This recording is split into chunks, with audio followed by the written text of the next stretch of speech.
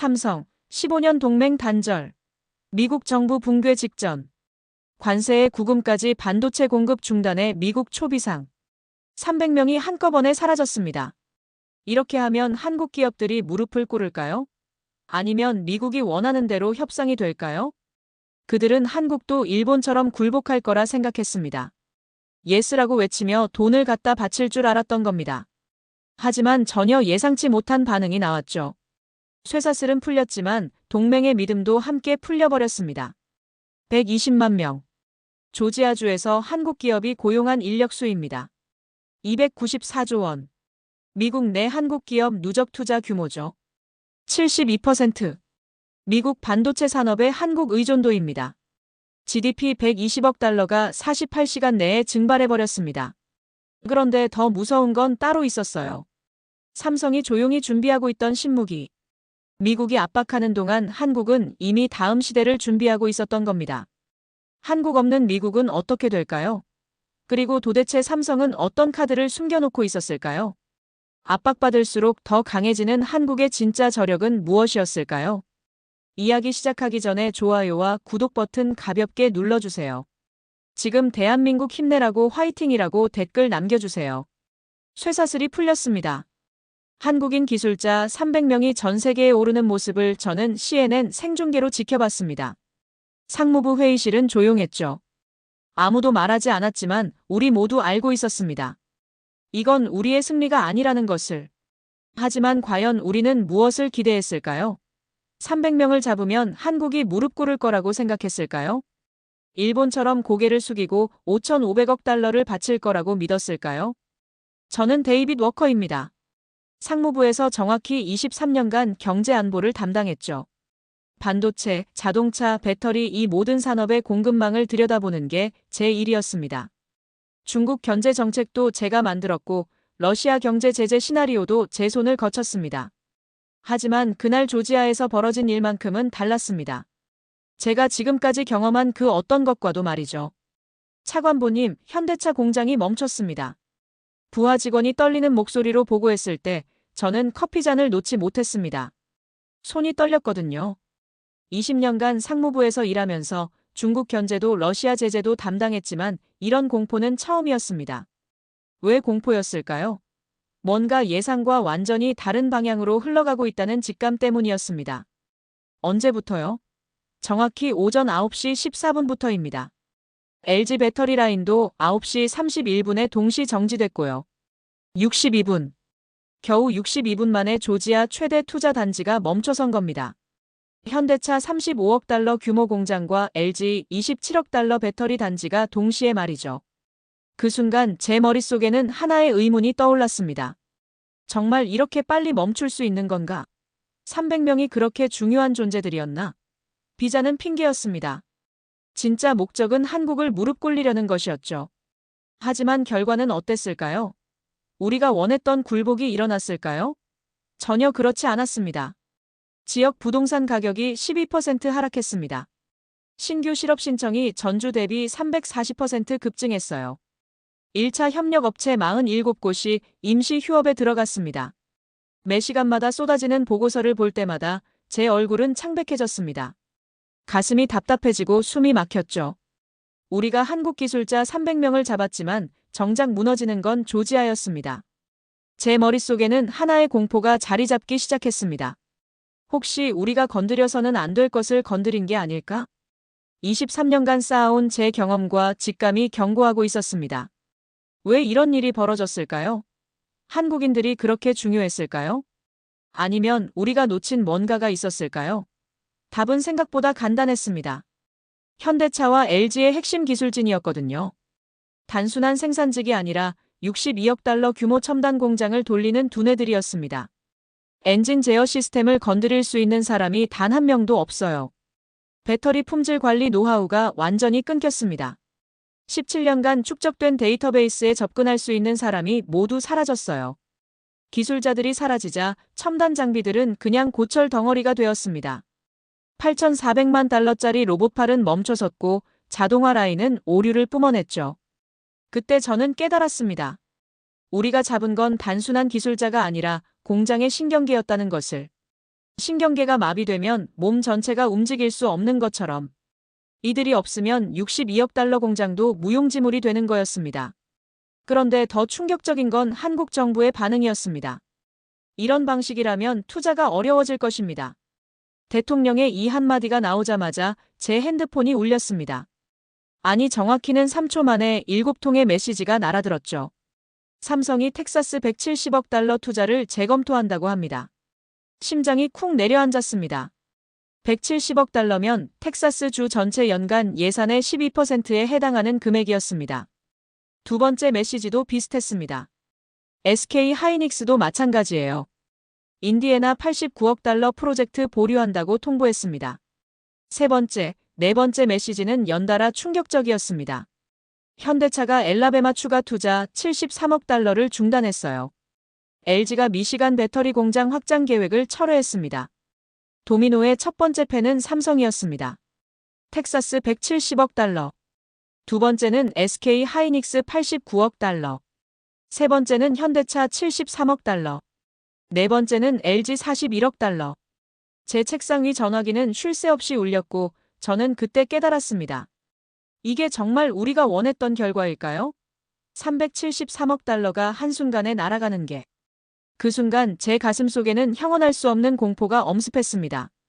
23년간 제가 다뤄온 어떤 경제 제재보다 무서운 일이 벌어지고 있었던 겁니다.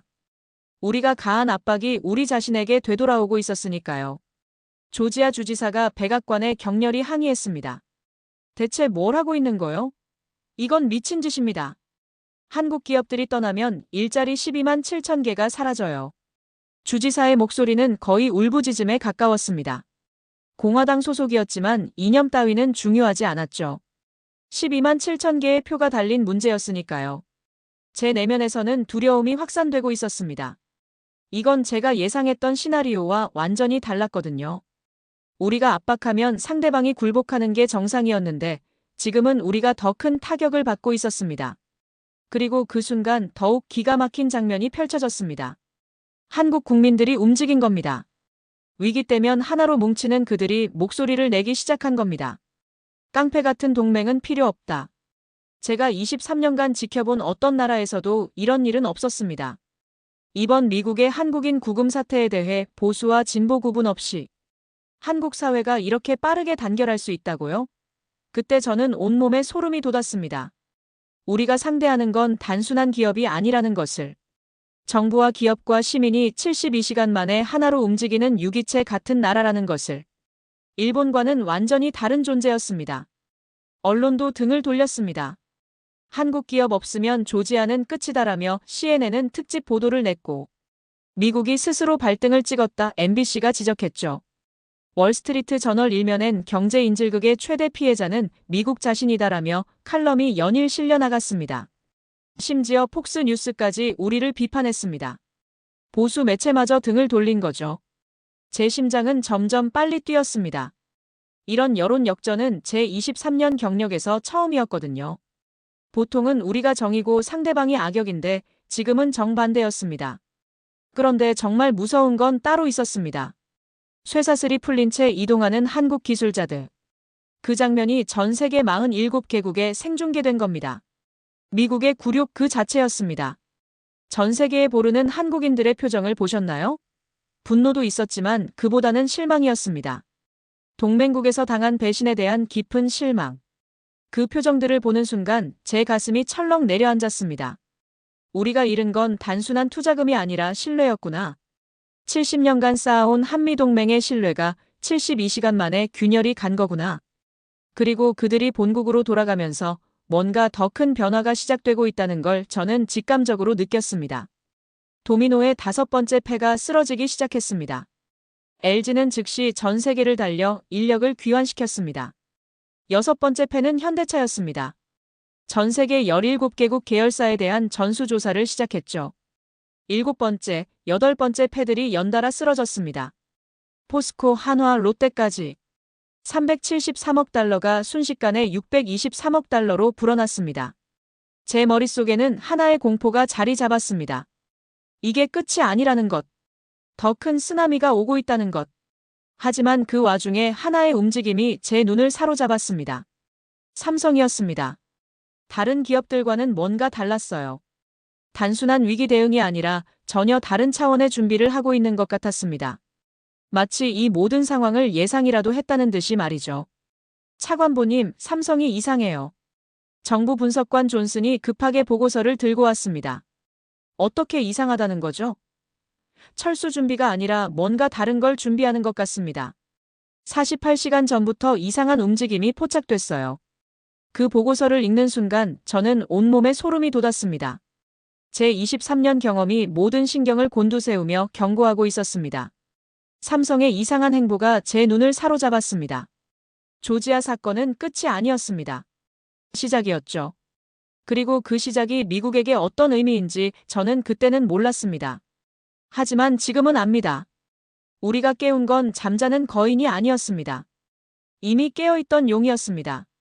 그날 밤 저는 사무실에 혼자 남아 있었습니다. 조지아 사태로 하루 종일 쏟아진 보고서들이 제 책상을 뒤덮고 있었죠. 623억 달러. 한국 기업들이 철회하거나 재검토한 투자 규모였습니다. 하지만 제 머릿속은 온통 삼성 생각뿐이었습니다. 다른 기업들은 예측 가능했어요. 현대차는 당연히 자동차 라인을 점검했고 LG는 배터리 공급망을 재편했죠. SK 하이닉스도 반도체 투자를 보류했습니다. 그런데 삼성만은 달랐습니다. 뭔가 다른 걸 준비하고 있다. 존슨 분석관의 말이 계속 머릿속에 맴돌았습니다. 23년간 이 일을 해오면서 쌓인 직감이 저를 괴롭히고 있었죠. 제가 놓친 게 뭘까요? 컴퓨터 화면을 켜고 삼성 관련 자료를 다시 뒤지기 시작했습니다. 반도체, 스마트폰, 디스플레이, 배터리. 평범한 것들 뿐이었어요. 그런데 1시간쯤 지나서 하나의 보도 자료가 제 눈을 멈추게 했습니다. 2024년 3월 15일 한국공정거래위원회 기업 결합 승인 공고.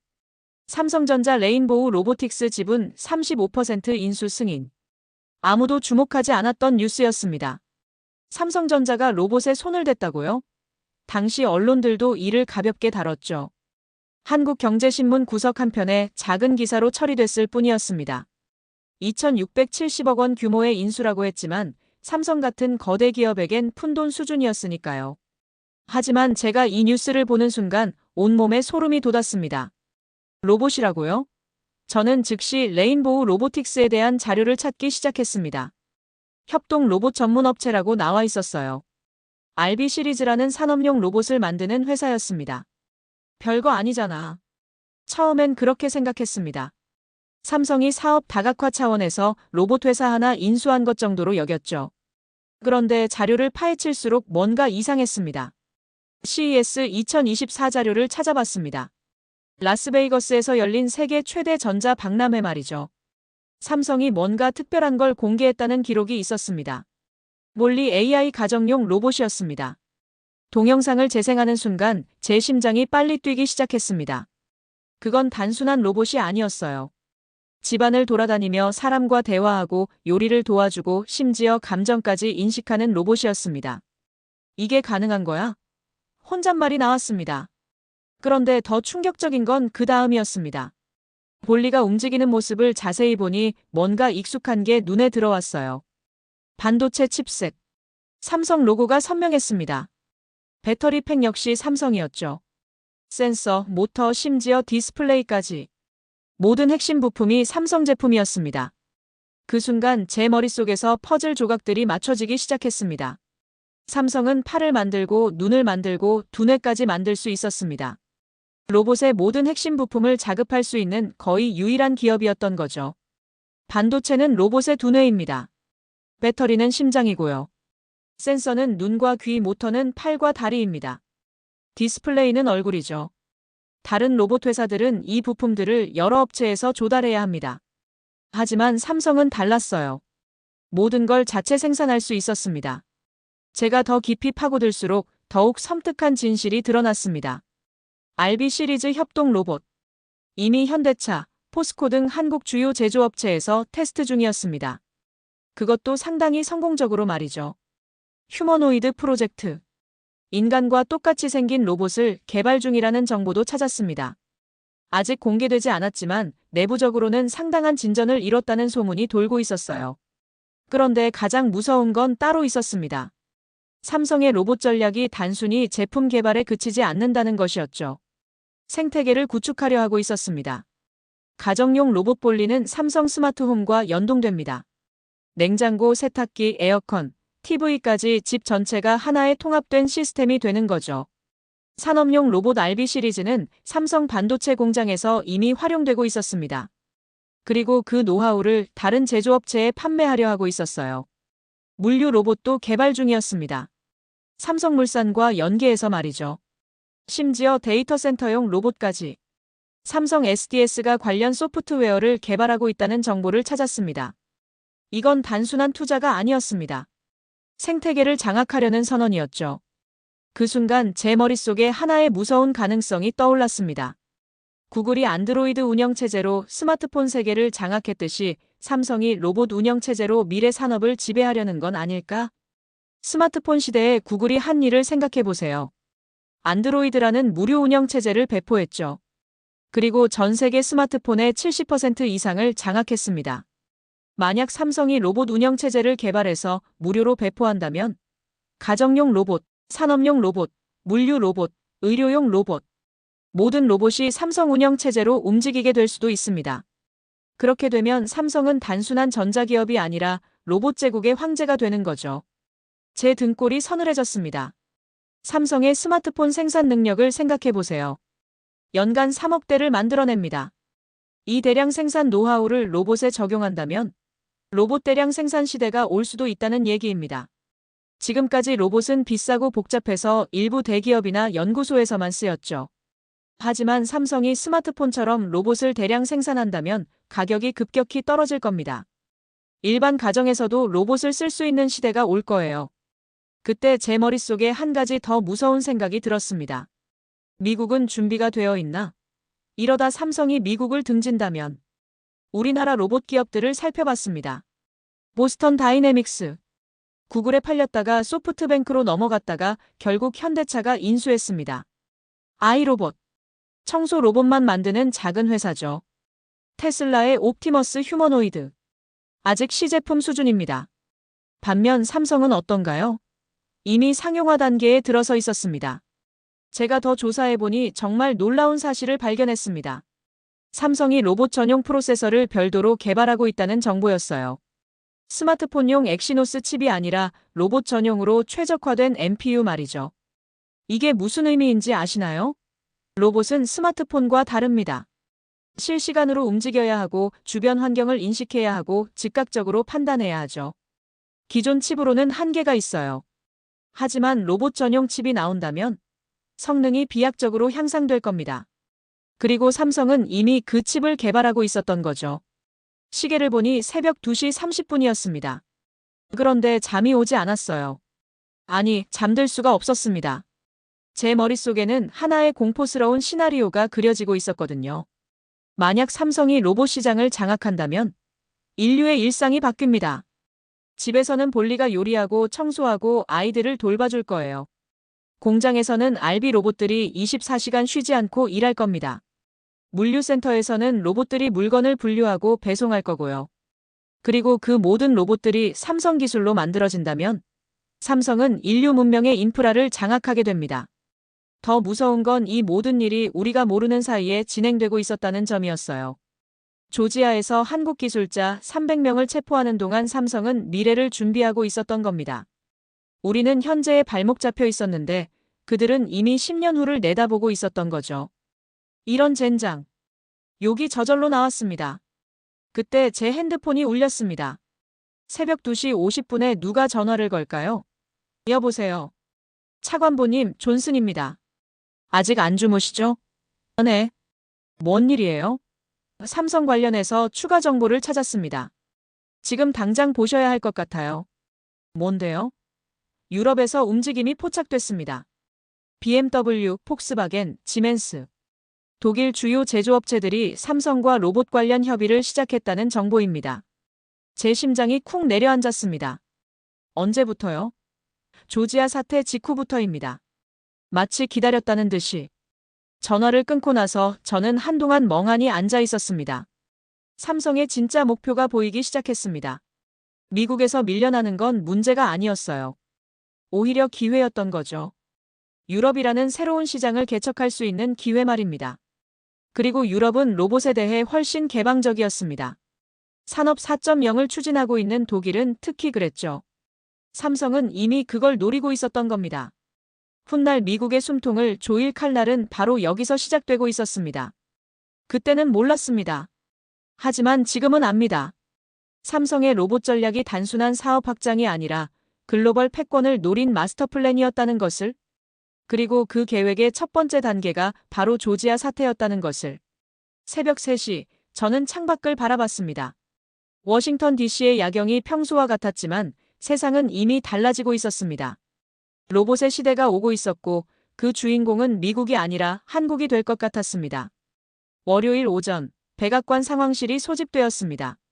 조지아 사태 이후 일주일이 지났지만 상황은 전혀 진정되지 않았어요. 오히려 더 악화되고 있었습니다. 623억 달러에서 시작된 한국 기업들의 투자 철회 규모가 892억 달러로 불어났거든요. 하루가 다르게 숫자가 커지고 있었습니다. 그런데 그날 제가 평생 잊지 못할 문서를 보게 되었습니다. 차관보님, 이거 보셨어요? 레이첼 부차관보가 두꺼운 파일을 제 앞에 놓았습니다. 오늘 회의에선 이 얘기만 나오겠네요. 파일을 열어보는 순간 제 손이 떨렸습니다. 제목부터가 섬뜩했거든요. 삼성 생산라인 48시간 정지 시나리오 보고서. 제목은 간단했습니다. 하지만 내용은 악몽이었습니다. 첫 페이지를 넘기자마자 나온 요약 문구가 제 등골을 서늘하게 했어요. 삼성전자 미국 내 반도체 생산 라인이 48시간 완전 정지될 경우 미국 경제에 미치는 파급 효과 분석. 제 심장이 빨리 뛰기 시작했습니다. 이런 보고서를 왜 만든 걸까요? 혹시 정부가 삼성에 대한 강경 조치를 검토하고 있는 건 아닐까요? 두 번째 페이지를 넘겼습니다. 그리고 그 순간 제 상식이 뒤바뀌었습니다. 시나리오 분석 결과 GDP 120억 달러, 즉시 손실 120억 달러요. 단 48시간 만에. 제가 23년간 상무부에서 일하면서 본 어떤 경제 충격보다 컸습니다. 2008년 금융위기 때도 이렇게 빠르고 직접적인 타격은 없었거든요. 세 번째 페이지에는 더 구체적인 수치들이 나와 있었습니다. 테슬라 주요 반도체 공급 중단으로 생산 라인 72% 가동 중단. 아마존 데이터 센터 서버용 메모리 부족으로 클라우드 서비스 불안정.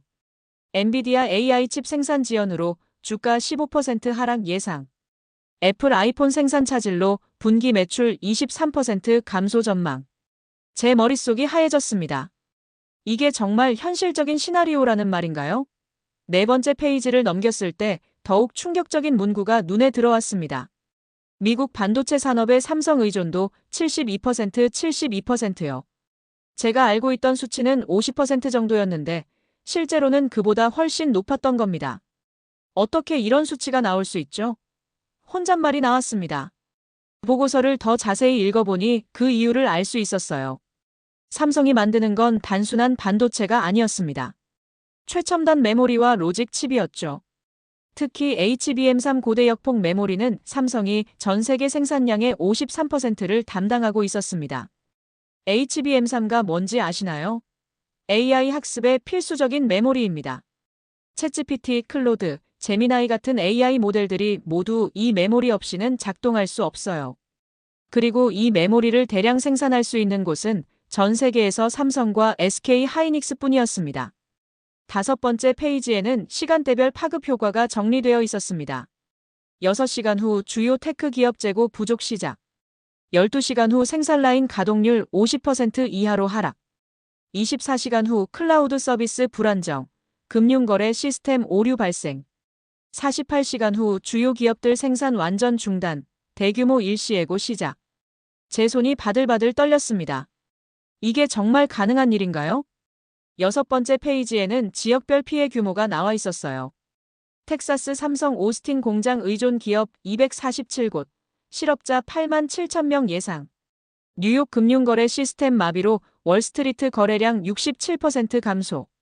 캘리포니아 실리콘밸리 스타트업 340곳 자금 조달 중단. 마지막 페이지에 도달했을 때 제 얼굴은 창백해져 있었습니다. 결론: 삼성전자는 미국 경제 안보에 있어서 단일 실패점에 해당함. 48시간 내 대체 공급망 확보 불가능. 단일 실패점이라고요? 이 말은 삼성이 멈추면 미국 경제 전체가 마비된다는 뜻이었습니다.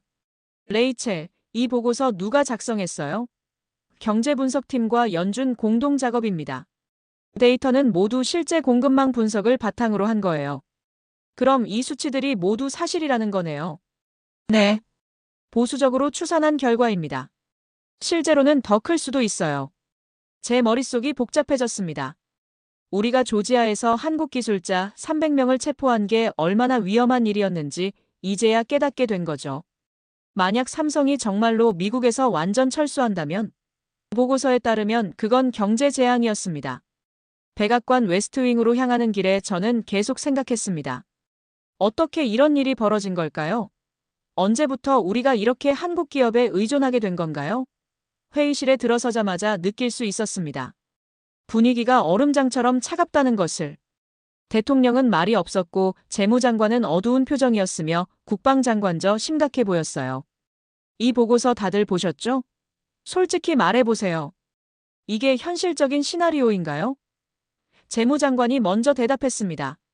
불행히도 그렇습니다. 우리가 파악한 공급망 의존도가 예상보다 훨씬 심각해요. 얼마나 심각한데요? 삼성 없이는 미국 테크 산업이 하루도 버틸 수 없습니다. 회의실이 조용해졌습니다. 아무도 말하지 않았지만 모두 같은 생각을 하고 있었어요. 우리가 너무 멀리 간 건 아닐까? 국가경제위원회 위원장이 자료를 펼쳤습니다. 추가 분석 결과를 보고 드리겠습니다. 삼성이 공급하는 반도체가 들어가는 미국 제품들입니다. 화면에 리스트가 나타났어요. 아이폰의 핵심 메모리 64%, 테슬라 자율주행 47%, 아마존 서버 메모리 71%, 구글 데이터 센터 SSD 58%. 숫자가 계속 이어졌습니다. 그리고 그 숫자들을 볼 때마다 제 심장은 더 빨리 뛰었어요. 그럼 우리가 삼성을 건드리면 안 된다는 얘기네요. 이 질문에 아무도 선뜻 대답하지 못했습니다. 그런데 문제는 그게 아닙니다. 제가 조심스럽게 입을 열었어요. 그럼 뭐가 문제입니까? 이미 삼성이 움직이고 있다는 겁니다. 조지아 사태 이후 투자 재검토를 시작했어요. 어느 정도로요? 현재까지 892억 달러 규모입니다. 모든 참모진들의 얼굴이 굳어졌습니다. 만약 삼성이 정말로 미국에서 철수한다면, 재무장관이 보고서를 다시 펼쳤어요. 최악의 경우 연간 GDP 3,400억 달러 손실이 예상됩니다. 3,400억 달러요? 네. 그리고 실업자 250만 명 발생이 예상됩니다. 회의실이 다시 조용해졌습니다. 그때 국방장관이 말했어요. 이건 단순한 경제 문제가 아닙니다. 국가 안보 문제예요. 무슨 뜻입니까? 삼성이 만드는 반도체가 우리 군사 장비에도 들어갑니다. F-35 전투기, 이지스 시스템, 심지어 핵잠수함까지. 제 등골이 서늘해졌습니다. 그럼 우리 국방력도 삼성에 의존하고 있다는 얘기네요. 그렇습니다. 만약 삼성이 군사용 반도체 공급을 중단한다면, 국방장관이 말을 잇지 못했어요. 하지만 우리 모두 알고 있었습니다. 미국의 군사적 우위마저 흔들릴 수 있다는 것을. 회의실을 나와서 복도를 걸으며 생각했어요. 미국 스스로 인정했습니다. 삼성 없이는 단 하루도 버틸 수 없다는 사실을. 그 보고서는 단순한 분석이 아니었습니다. 미국의 굴복 선언이었어요. 우리가 그토록 자랑스러워하던 미국의 기술 패권이 실은 한국 기업 하나에 의존하고 있었던 겁니다. 조지아에서 한국 기술자 300명을 체포했을 때 우리는 힘을 과시한다고 생각했어요. 하지만 실제로는 우리 자신의 약점을 드러낸 거였습니다. 그날 저녁 집에 돌아와서 뉴스를 봤습니다. 삼성 의존도 72%, 미국 경제의 아킬레스건 드러나 48시간 내 GDP 120억 달러 손실, 충격적 정부 보고서 미국 테크 기업들, 삼성 없으면 생산 불가. 모든 방송사가 이 뉴스를 톱으로 다뤘어요. 그리고 여론은 예상 그대로였습니다. 이런 상황에서 왜 한국을 건드린 거야? 삼성한테 사과해야 하는 거 아니야? 우리가 깡패짓한 거 맞잖아. SNS에는 이런 댓글들이 넘쳐났습니다. 제 23년 공직 생활에서 이렇게 여론이 급변한 적은 없었어요. 하루 만에 미국이 가해자에서 피해자로, 강자에서 약자로 전락한 겁니다. 그리고 그 모든 변화의 중심에는 삼성이 있었습니다. 한국의 한 기업이 미국 전체를 흔들고 있었던 거죠. 그날 밤 저는 깨달았습니다. 조지아 사태는 끝이 아니라 시작이었다는 것을. 그리고 앞으로 벌어질 일들이 이보다 훨씬 더 충격적일 거라는 것을. 미국의 자존심은 이미 땅에 떨어졌습니다. 이제 남은 건 어떻게 수습할 것인가였어요. 미국의 대응은 예상을 벗어났습니다. 삼성 의존도 72%라는 충격적 보고서가 공개된 후 정상적이라면 협상 테이블에서 자세를 낮췄어야 했어요. 48시간 내 GDP 120억 달러 손실이라는 끔찍한 시나리오 앞에서 말이죠. 하지만 미국은 정반대로 움직였습니다. 오히려 목소리를 더 높였어요. 그 중심에는 마크 루빈 상무부 장관이 있었습니다. 일본도 결국 무릎 꿇었다. 그가 기자회견에서 한 말이었습니다. 제가 TV로 생중계를 지켜보는데 온몸에 소름이 돋았어요. 루빈 장관은 1980년대 일본 반도체 협정을 언급하며 노골적인 협박을 퍼부었습니다. 일본은 미국 압박에 굴복해서 5,500억 달러를 투자했고 반도체 수익의 90%를 미국에 넘겼다.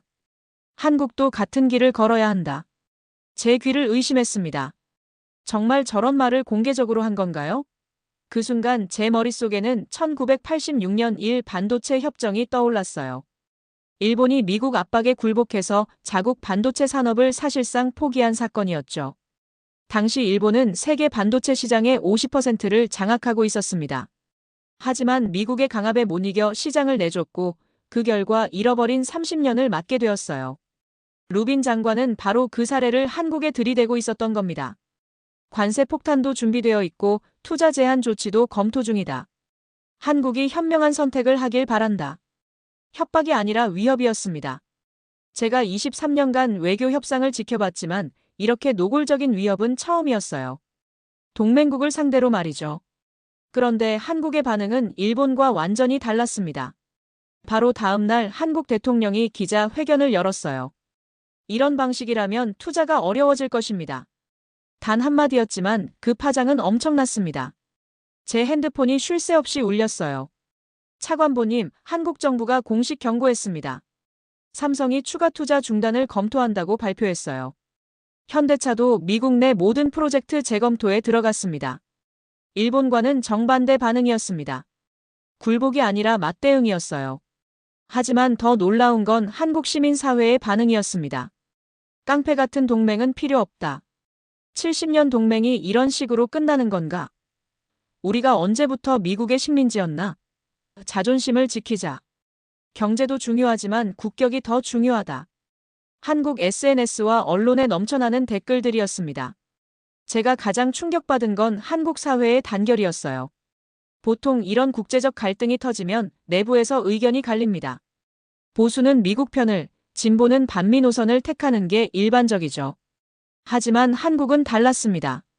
보수 정당에서도 미국의 무례한 압박을 규탄한다고 발표했고 진보 정당은 깡패식 동맹 관계를 거부한다며 더 강하게 반발했어요. 경제계도 마찬가지였습니다. 대한상공회의소, 한국경영자총협회, 중소기업중앙회까지 모든 경제단체가 굴욕적 협상 거부라는 입장을 발표했습니다. 이런 일이 가능한가요? 한국 사회 전체가 72시간 만에 하나로 뭉칠 수 있다고요?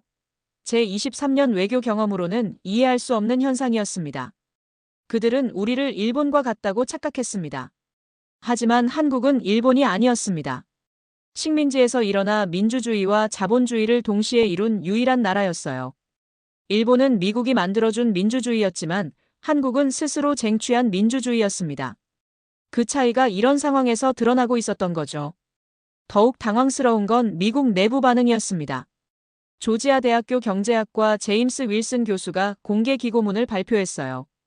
한국 기업들이 떠나면 조지아와 텍사스 경제가 무너진다. 루빈 장관의 발언은 경제적 자살 행위다. 하버드 대학교 케네디 스쿨에서도 비슷한 성명이 나왔습니다. 미국은 한국과의 경제 협력을 통해 더 많은 이익을 얻고 있다. 일방적 압박은 양국 모두에게 손실이다. 심지어 공화당 소속 텍사스 주지사까지 나섰어요. 삼성 오스틴 공장이 떠나면 우리 주에서 일자리 15만 개가 사라진다. 워싱턴의 정치적 계산 때문에 텍사스 주민이 피해를 봐서는 안 된다. 미국 내부에서 균열이 일어나고 있었습니다. 연방정부는 강경책을 밀어붙이는데 주정부와 학계는 정반대 입장을 취하고 있었어요. 제가 가장 놀란 건 여론조사 결과였습니다. CNN이 실시한 긴급 여론조사에서 한국에 대한 압박을 중단해야 한다는 응답이 64%나 나왔어요. 한국은 미국의 중요한 동맹국이다 73%. 루빈 장관의 발언이 부적절하다 58%. 미국 국민들조차 정부 정책에 반대하고 있었던 겁니다. 특히 조지아, 텍사스, 인디애나 주민들의 반발이 심했어요. 한국 기업들이 대규모 투자를 한 지역일수록 정부 정책에 반대하는 비율이 높았습니다. 우리 일자리를 지켜달라. 한국 기업 없으면 우리 지역 경제가 끝이다. 이런 목소리들이 백악관 앞 시위로 이어졌어요. 제 사무실 창문으로 내려다보니 실제로 시위대가 모여 있었습니다. 삼성 돌아와 달라는 피켓을 든 사람들이었어요. 이상한 광경이었습니다. 미국 시민들이 외국 기업을 위해 시위하는 모습을 보게 될 줄이야. 그날 오후 루빈 장관이 긴급 기자 회견을 열었습니다. 미국 정부의 입장에는 변함이 없다. 한국은 현실을 직시해야 한다. 하지만 기자들의 질문은 매서웠어요. 장관님, 한국 기업들이 실제로 철수하면 어떻게 하시겠습니까? GDP 120억 달러 손실에 대한 대안이 있습니까? 일본식 압박이 21세기에도 통할 거라고 생각하십니까? 루빈 장관의 표정이 점점 굳어졌습니다. 그런 일은 일어나지 않을 것이다. 한국도 결국 합리적 선택을 할 것이다. 하지만 그의 목소리에는 확신이 없었어요. 그날 저녁 저는 깨달았습니다. 깡패 같은 동맹은 필요 없다. 그날 한국 사회가 내뱉은 말이었습니다. 그리고 그 말이 현실이 되고 있었어요.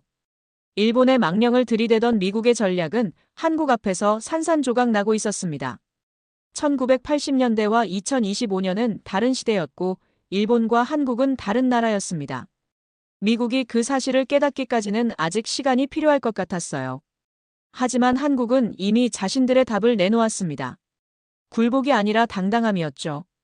루빈 장관의 강경 발언 이후 저는 전혀 예상하지 못한 보고를 받게 되었습니다. 차관보님, 이상한 일이 벌어지고 있어요. 존슨 분석관이 급하게 제 사무실로 들어왔습니다. 그의 표정이 심상치 않았어요. 뭔 일입니까? 삼성의 반도체 공급 패턴이 바뀌고 있습니다. 일부 프리미엄 제품들이 유럽 고객사에 먼저 배정되고 있어요. 제 심장이 쿵 내려앉았습니다. 이건 단순한 공급 조정이 아니었어요. 전략적 공급망 재편의 신호였습니다. 어떤 제품들입니까? HBM3 고대 역폭 메모리와 3나노 공정 로직 칩이요. 독일 SAP, 지멘스, 프랑스 슈나이더 일렉트릭 같은 기업들이 먼저 받고 있어요. 제가 23년간 이 일을 하면서 공급망 변화를 수없이 봤지만 이런 속도는 처음이었습니다. 보통은 몇 개월에 걸쳐 서서히 이루어지는데 삼성은 불과 일주일 만에 전략을 바꾼 거였어요. 미국 기업들 반응은 어떻습니까? 대혼란입니다. 구글, 테슬라, 애플까지도 울부짖고 있어요. 완전 배제는 아니지만 이 정도 수준으로도 타격이 너무 큽니다. 존슨이 보고서를 펼쳤습니다. 구글 클라우드 사업부가 삼성에 긴급 요청서를 보냈습니다. 기존 공급 계약 준수해달라는 내용이에요. 테슬라는 어떤요? 머스크가 직접 삼성 부회장에게 연락했다는 정보가 있어요. 자율주행 칩 공급 지원 때문에요. 제 머릿속이 복잡해졌습니다. 세계 최대 IT 기업들이 한국 기업 하나 때문에 이렇게 우왕좌왕하는 모습을 보게 될 줄이야. 그런데 정말 놀라운 건 유럽의 반응이었습니다. 차관보님, 더 충격적인 소식이 있어요. 뭔가요? 독일과 영국이 삼성 유치에 나섰습니다. 전례 없는 조건을 제시하고 있어요. 제 눈이 커졌습니다. 어떤 조건들입니까? 독일 정부가 100억 유로 규모 보조금을 약속했고 영국은 15년간 법인세 면제를 제시했습니다. 100억 유로요. 한국 돈으로 14조 원이 넘는 금액이었습니다. 독일 정부가 외국 기업 하나를 위해 이런 거액을 제시한다고요? 삼성의 반응은 어떻습니까? 아직 공식 답변은 없지만 실무진이 베를린과 런던에 파견됐다는 소식이 있어요. 저는 그 순간 깨달았습니다. 삼성이 넘어가자 유럽은 환호했습니다. 미국이 삼성을 압박하는 동안 유럽은 천재일우의 기회라고 본 거였어요. 세계 최고 기술력을 가진 기업을 자국으로 유치할 절호의 찬스였던 거죠. 유럽 언론 반응은 어떻습니까? 완전히 다릅니다. 독일 프랑크푸르터 알게마인에는 삼성 유치는 독일 산업 4.0의 완성이라고 보도했어요. 영국은요? 파이낸셜 타임스가 브렉시트 이후 최대 기회라고 평가했습니다. 제 가슴이 답답해졌습니다.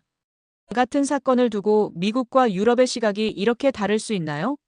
미국에서는 한국 기업이 떼를 쓴다는 식으로 보도되는데 유럽에서는 역대급 기회가 왔다며 환호하고 있었어요. 그날 오후 더 놀라운 소식이 들어왔습니다. 차관보님, 삼성이 유럽에서 로봇 테스트를 시작했습니다. 로봇이요? 네. RB 시리즈 협동 로봇이에요. 독일 BMW 뮌헨 공장에서 시범 운영 중이라고 합니다. 제 머릿속에서 퍼즐 조각들이 맞춰지기 시작했습니다. 삼성이 단순히 반도체만 유럽에 우선 공급하는 게 아니었어요. 로봇까지 함께 가져간 거였습니다. 테스트 결과는 어떻습니까? BMW 관계자들이 깜짝 놀랐다고 해요. 기존 독일제 로봇보다 정밀도가 30% 높고 속도도 25% 빠르다고.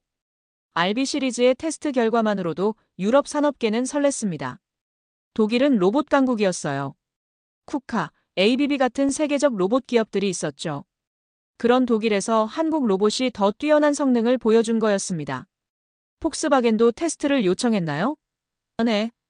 그뿐만 아니라 지멘스, 보쉬까지 줄을 서고 있어요. 제 등골이 서늘해졌습니다. 유럽 제조업계 전체가 삼성 로봇에 관심을 보이고 있다는 얘기였어요. 그때 제 핸드폰이 울렸습니다. 차관보님, 긴급 상황입니다. 프랑스가 200억 유로 규모 반도체 클러스터 조성을 제안했다고 합니다. 200억 유로요? 독일보다 2배나 큰 금액이었습니다. 프랑스까지 나선 거였어요. 제가 더욱 놀란 건 그 다음이었습니다. 한국의 위기를 두고 유럽 전체가 움직이고 있었습니다. 독일, 영국, 프랑스, 이탈리아, 스페인까지 주요 유럽 국가들이 모두 삼성 유치에 나선 거였어요. 이런 일이 가능한가요? 한 기업을 두고 전 대륙이 경쟁하는 상황이라니. 그날 저녁 저는 유럽 언론들을 뒤져봤습니다. 독일 슈피겔지 삼성 유치는 독일 경제의 미래를 결정할 것. 영국 가디언 브렉시트 손실을 만회할 절호의 기회 프랑스 르몽드 마크롱의 유럽 반도체 주권 구상의 핵심 이탈리아 코리엘의 델라세라 남부 유럽 제도약의 열쇠. 모든 언론이 삼성을 두고 경쟁하는 상황을 긍정적으로 평가하고 있었어요. 반면 미국 언론은 어땠을까요? 삼성의 보복성 공급 조정, 미국 기업들 피해 한국의 일방적 공급망 변경, WTO 제소 검토 동맹국의 배신 한미 관계 재정립 필요 같은 상황을 보는 시각이 180도 달랐습니다. 미국에서는 배신이라고 하는데 유럽에서는 기회라고 봤어요. 그때 제 머릿속에 하나의 깨달음이 떠올랐습니다. 미국이 놓친 기회가 유럽의 도약으로 이어지고 있다는 것을. 우리가 삼성을 압박하는 동안 유럽은 삼성을 환영하고 있었어요. 우리가 한국 기업들을 밀어내는 동안 유럽은 팔을 벌려 맞이하고 있었던 거죠. 더욱 아이러니한 건 이 모든 상황이 우리 스스로 만든 거라는 점이었습니다. 조지아에서 한국 기술자 300명을 체포하지 않았다면 삼성이 공급망 다변화를 이렇게 빨리 추진했을까요? 루빈 장관이 일본 사례를 들며 협박하지 않았다면 한국이 이렇게 강하게 반발했을까요? 우리가 압박하지 않았다면 유럽이 이런 기회를 얻을 수 있었을까요? 모든 게 우리 자충수였습니다. 그날 밤 늦게 존슨 분석관이 마지막 보고를 가져왔습니다. 차관보님, 네덜란드에서도 움직임이 포착됐어요. 뭔가요? ASML이 삼성과 긴밀히 협력하겠다고 발표했습니다. 차세대 EUV 장비 우선 공급 약속까지 했어요. ASML이요. 세계 유일의 EUV 노광 장비 제조사였습니다. 반도체 제조에 없어서는 안 될 핵심 장비를 만드는 회사였어요. 그게 무슨 의미인가요? 삼성이 최첨단 반도체를 유럽에서 생산할 수 있게 된다는 뜻입니다. 기술적 독립이 가능해지는 거죠. 제 온몸에 소름이 돋았습니다. 삼성이 유럽에서 반도체를 생산하게 되면 미국 의존도를 크게 줄일 수 있습니다. 그리고 유럽은 반도체 주권을 확보하게 되고요. 양쪽 모두 미국 없이도 충분해지는 거였어요. 작은 변화였지만 그것은 곧 거대한 파도가 될 전조였습니다. 조지아에서 시작된 작은 균열이 이제 대서양을 건너 거대한 지각 변동으로 이어지고 있었습니다. 미국이 한국을 밀어낸 자리에 유럽이 들어서고 있었어요. 그리고 그 중심에는 삼성이 있었습니다. 세계는 이미 달라지고 있었고 우리는 그 변화를 막을 수 없었습니다. 아니, 정확히는 우리 스스로 그 변화를 만들어낸 거였죠. 첫 번째 소문은 업계 내부에서 나왔습니다. 루빈 장관의 강경 발언 이후 어느 날 제 사무실로 걸려온 한 통의 전화가 모든 것의 시작이었어요. 차관보님, 이상한 소문이 돌고 있어요. 실리콘밸리에서 일하는 제 대학 동기 마크의 목소리였습니다. 무슨 소문입니까? 삼성이 공급 절차를 바꿀 거라는 얘기가 나와요. 아직 확인되지 않았지만 업계가 술렁이고 있어요. 공급 절차요? 제 심장이 쿵 내려앉았습니다. 어떤 식으로 바꾼다는 겁니까? 품질 검증 기간을 대폭 늘린다는 소문이에요. 지금까지 하루 걸리던 걸 한 달로 늘릴 수도 있다고. 제 손이 떨렸습니다. 만약 그게 사실이라면 미국 테크 업계는 마비될 거였어요. 확실한 정보는 아니죠? 아직은 소문 수준이에요. 하지만 삼성과 거래하는 여러 업체에서 같은 얘기가 나오고 있어요. 전화를 끊고 나서 저는 즉시 정보팀에 연락했습니다. 삼성 공급 정책 변경 관련 정보를 수집해 주세요. 긴급입니다. 그날 오후 더 구체적인 소문들이 들려오기 시작했습니다. 차관보님, 현대차 관련 소식도 있어요. 존슨 분석관이 급히 보고했습니다. 뭔가요? 현대차가 러시아 공장 재가동을 검토한다는 소문이 돌고 있어요. 러시아요? 저는 깜짝 놀랐습니다. 러시아 우크라이나 전쟁 이후 대부분 서방 기업들이 러시아에서 철수했는데 현대차가 되돌아간다고요? 상트페테르부르크 공장을 다시 가동할 가능성을 타진 중이라는 정보입니다. 확인된 건 아니죠? 아직은 업계 추측 수준이에요. 하지만 현대차가 미국 투자를 줄이는 대신 다른 곳을 찾고 있다는 신호로 해석되고 있어요. 제 머릿속이 복잡해졌습니다. 현대차가 정말 러시아로 돌아간다면 이는 단순한 사업 결정이 아니라 지정학적 메시지였어요. 다른 기업들은 어떻습니까? LG는 베트남과 인도 투자를 늘리고 있다는 소문이고 SK그룹은 아예 한국으로 돌아가는 게 낫다는 판단을 내렸다는 얘기도 나와요.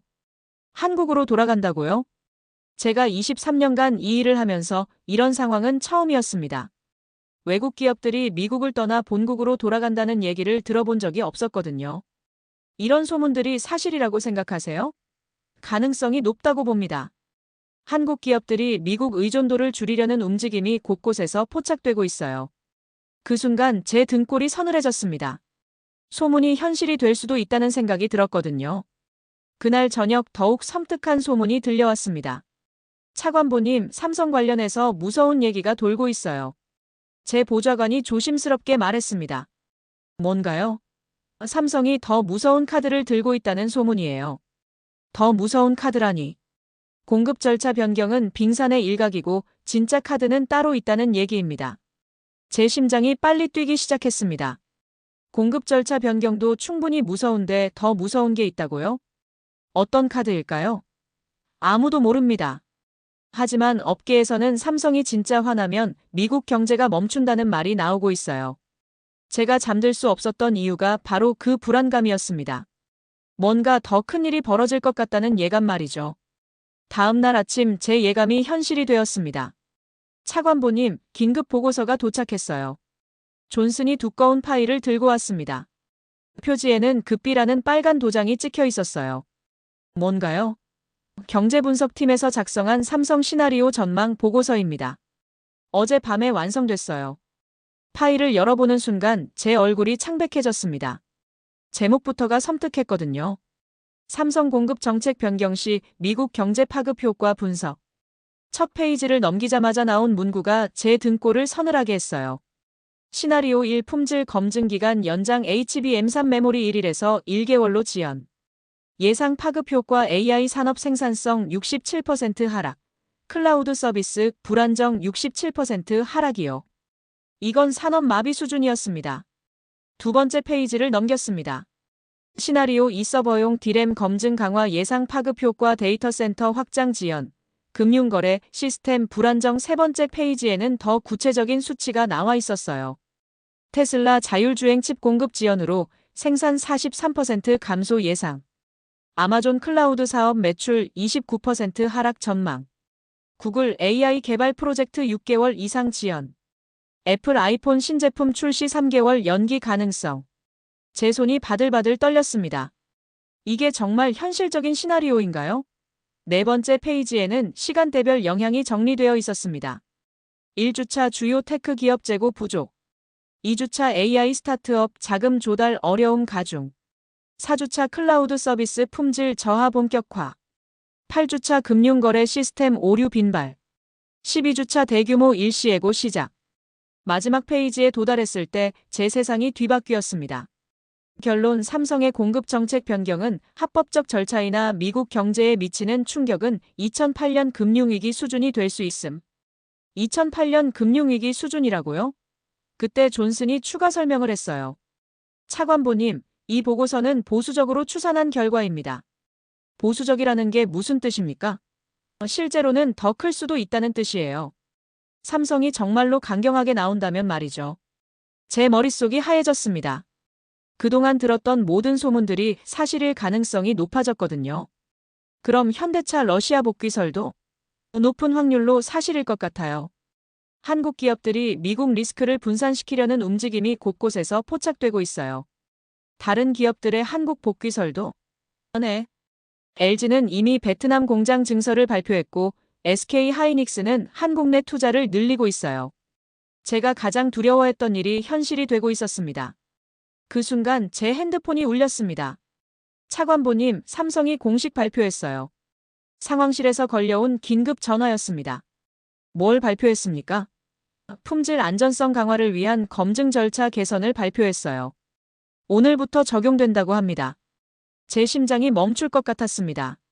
소문이 현실이 된 거였어요. 구체적 내용이 뭡니까? HBM3 메모리와 서버용 D램 검증 기간을 기존 1일에서 1개월로 연장한다고 합니다. 합법이었습니다. 그러나 그 합법이 미국을 질식시킬 것이었습니다. 그날 제가 깨달은 건 하나였습니다. 삼성은 이미 모든 준비를 마쳤다는 것. 그리고 우리는 그들이 얼마나 무서운 카드를 들고 있는지 이제서야 알게 된 것. 모든 소문이 현실이 되는 순간이었습니다. 궁지에 몰린 미국의 대응은 예상을 뛰어넘었습니다. 삼성의 공급 절차 변경이 발표된 지 불과 48시간 만에 미국 정부는 전례 없는 강경 조치를 준비하고 있었어요. 차관보님, 긴급회의입니다. 그날 아침 일찍 저를 깨운 전화였습니다. 백악관 상황실에서 걸려온 거였어요. 무슨 일입니까? 대통령이 모든 경제팀을 소집했습니다. 대한국 경제 대응 방안을 논의한다고 해요. 제 심장이 빨리 뛰었습니다. 대한국 경제 대응이라니. 뭔가 심상치 않은 일이 벌어질 것 같았어요. 백악관에 도착했을 때 분위기는 얼음장 같았습니다. 대통령의 표정이 심각했고 루빈 장관은 화가 난 듯 보였어요. 재무장관과 국방장관까지 모두 어두운 얼굴이었습니다. 삼성의 이번 조치는 명백한 경제 보복입니다. 루빈 장관이 브리핑을 시작했어요. 우리도 상응하는 조치를 취해야 합니다. 관세 폭탄부터 시작해서 필요하다면 자산 동결까지 검토해야 해요. 관세 폭탄이요? 자산 동결까지? 제가 23년간 경험한 그 어떤 경제 제재보다 강경한 수준이었습니다. 구체적으로 어떤 조치를 말씀하시는 겁니까? 재무장관이 질문했어요. 25% 관세 부과, 삼성 주식 미국 내 이전 금지, 금융거래 제한까지 모든 카드를 검토 중입니다. 이건 사실상 무역 전쟁 선포였어요. 국제법상 문제는 없습니까? 국가 안보를 위한 조치라고 명분을 세우면 됩니다. 제 머릿속이 복잡해졌습니다. 이렇게 강경하게 나가는 게 과연 옳은 일일까요? 그날 오후 미국의 강경 조치 계획이 언론에 흘러나갔습니다. 미국 한국의 사상 최강 경제 제재 검토 보조금 받으려면 삼성 지분 내놔라. 한미 관계 최악의 국면으로. 모든 언론이 톱뉴스로 다뤘어요. 그리고 그 반응은 미국 정부가 예상한 것과 정반대였습니다. 첫 번째 충격은 유럽 기업들의 반응이었습니다. BMW가 가장 먼저 공식 성명을 발표했어요. 삼성과의 기술 협력은 자동차 산업 발전에 필수적이다. 정치적 갈등이 기술 혁신을 막아서는 안 된다. 다음은 에어버스였습니다. 항공우주 산업의 미래는 글로벌 협력에 달려있다. 일방적 제재는 모든 당사자에게 손실이다. 지멘스, SAP, 볼보까지 연달아 비슷한 성명을 냈어요. 세계의 거인들이 한국 편에 선 겁니다. 제가 가장 놀란 건 ASML의 성명이었어요. 반도체 생태계는 상호 의존적이다. 한 고리가 끊어지면 전체 시스템이 무너진다. ASML은 네덜란드 회사지만 사실상 미국의 동맹국이었어요. 그런 회사조차 한국을 지지한다고 나선 거였습니다. 두 번째 충격은 유럽 정부들의 반응이었습니다. 독일 경제부가 조심스럽게 우려를 표명했어요. 글로벌 공급망 안정성이 중요하다. 모든 당사자가 대화를 통해 해결해야 한다. 프랑스 외교부도 비슷한 입장을 밝혔습니다. 기술 분야의 국제 협력은 인류 공동의 이익이다. 영국 비즈니스부는 더 직접적이었어요. 브렉시트 이후 영국은 모든 혁신 파트너와 협력할 준비가 되어 있다. 하지만 진짜 충격은 미국 내부에서 왔습니다.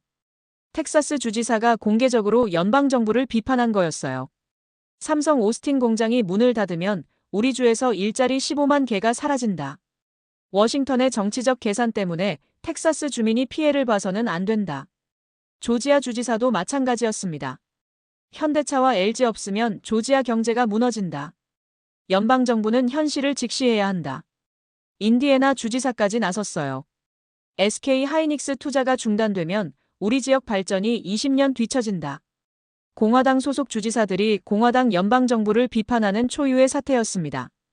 미국 의회도 갈라졌어요. 텍사스 출신 공화당 하원 의원 12명이 공동 성명을 냈습니다. 한국 기업들은 우리 지역구의 핵심 고용주다. 경제 제재는 우리 유권자들에게 직접적 피해를 준다. 조지아 출신 민주당 상원 의원도 비슷한 입장을 밝혔어요. 한국과의 경제 협력은 호혜적이다. 일방적 제재는 양국 모두에게 손실이다. 언론도 분열했습니다. 월스트리트 저널 한국 제재, 미국 경제에 부메랑 될 것 워싱턴 포스트 동맹 국가와의 경제 갈등, 신중한 접근 필요 뉴욕 타임스 기술 패권 경쟁에서 협력이 답이다 반면 일부 언론은 정부를 지지했어요. 한국의 일방적 공급 조정, 강력 대응 필요 동맹국이라고 봐주면 안 된다. 여론도 갈렸습니다. CNN 여론조사 결과는 충격적이었어요. 한국에 대한 경제 제재 반대 58%, 한국 기업들과 협력해야 한다 62%, 지역별로는 더 극명했습니다. 텍사스 반대 74%, 조지아 반대 71%, 인디애나 반대 68%. 한국 기업들이 투자한 지역일수록 반대 비율이 높았어요. 그날 저녁 제가 가장 충격받은 건 업계 반응이었습니다. 실리콘밸리 CEO들이 잇따라 우려를 표명한 거였어요. 한국과의 갈등은 우리 모두에게 손실이다. 기술 발전에는 협력이 필수다. 정치가 기술을 가로막아서는 안 된다. 월스트리트도 마찬가지였습니다. 주요 투자은행들이 한국 제재 시 글로벌 경제 리스크 급증이라는 보고서를 연달아 발표했어요. 그 순간 저는 깨달았습니다. 게임의 룰이 완전히 바뀌었다는 것을. 과거에는 미국이 압박하면 다른 나라들이 굴복했어요. 경제 제재를 가하면 국제사회도 따라왔죠. 하지만 이번은 달랐습니다. 미국이 압박하자 유럽 기업들이 한국을 지지했어요.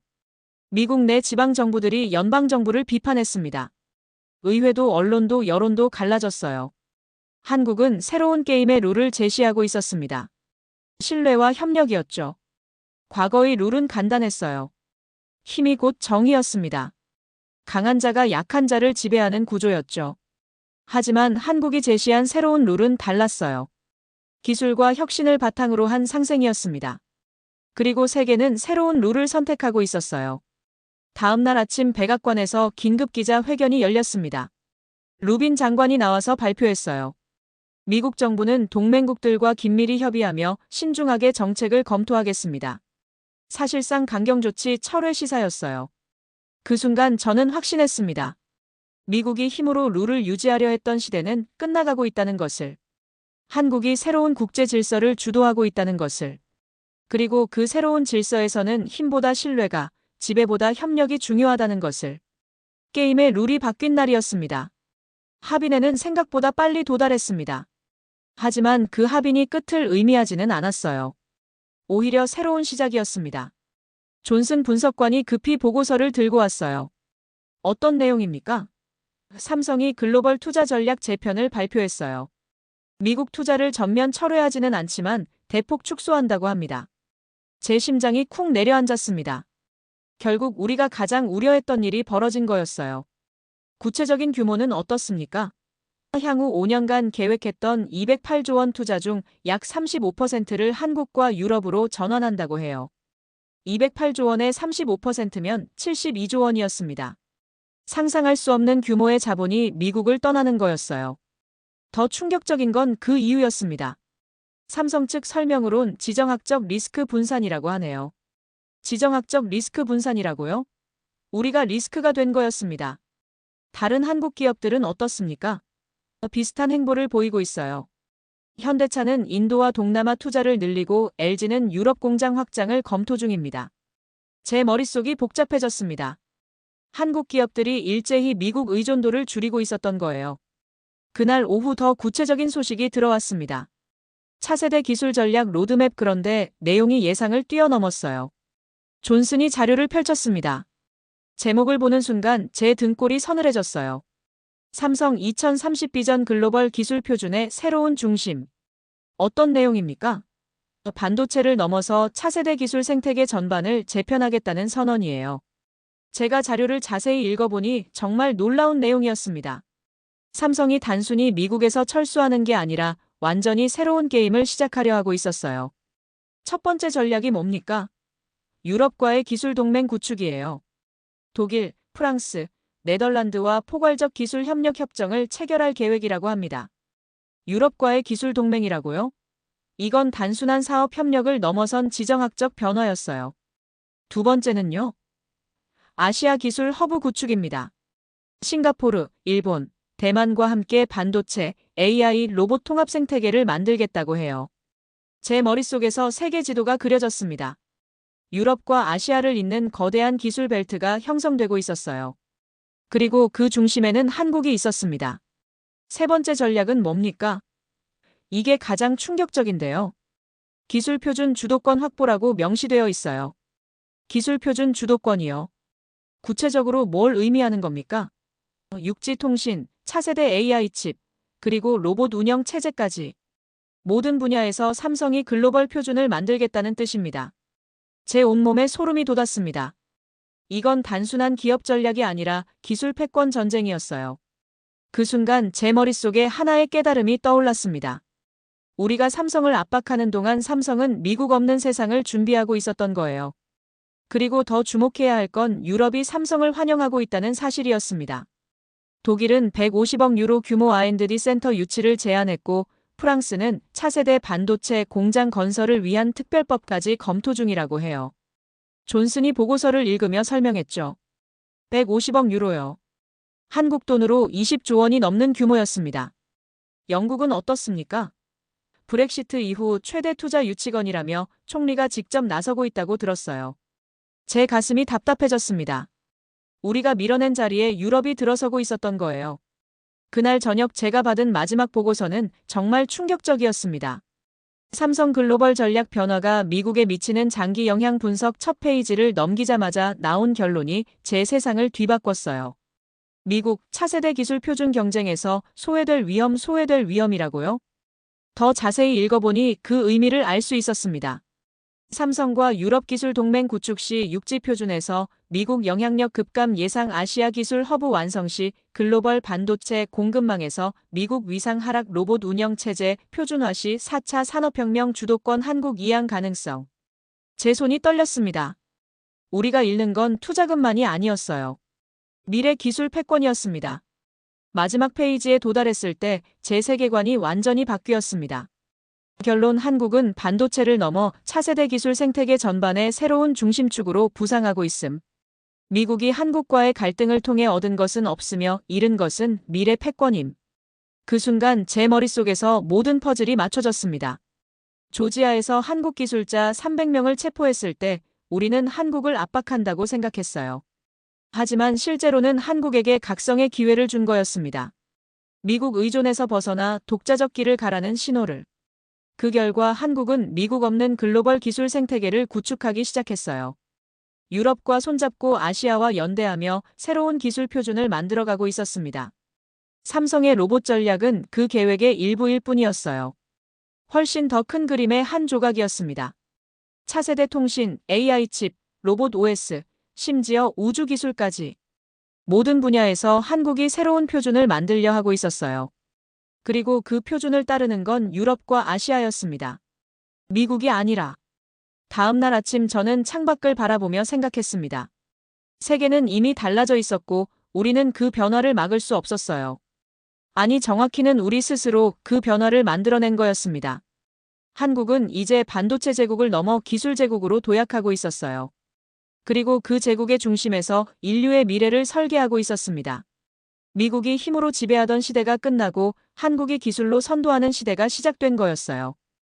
인류의 미래를 설계하는 자, 드디어 한국에 자리를 내어주었습니다. 조지아에서 시작된 작은 균열이 결국 세계 기술 패권의 대전환을 불러왔습니다. 300여 명의 한국 기술자를 잡으며 우리를 굴복시키려 했던 미국. 하지만 한국은 굴복하지 않았습니다. 정부와 기업 그리고 국민이 하나가 되어 당당히 맞섰죠. 그 결과 한국은 미국 의존에서 벗어나 독자적인 기술 제국을 건설하기 시작했습니다. 반도체를 넘어 로봇과 차세대 기술까지. 이제 한국이 인류의 미래를 설계하고 있어요. 일본과 달랐던 한국의 저력, 세계가 인정한 우리의 가치, 그리고 기술로 이루어낸 진정한 독립. 이것이 바로 2025년 말도 안 되는 일이 일어난 현재. 한국이 보여준 위대한 반전이었습니다. 오늘도 우리의 자랑스러운 이야기 함께 해주셔서 감사합니다.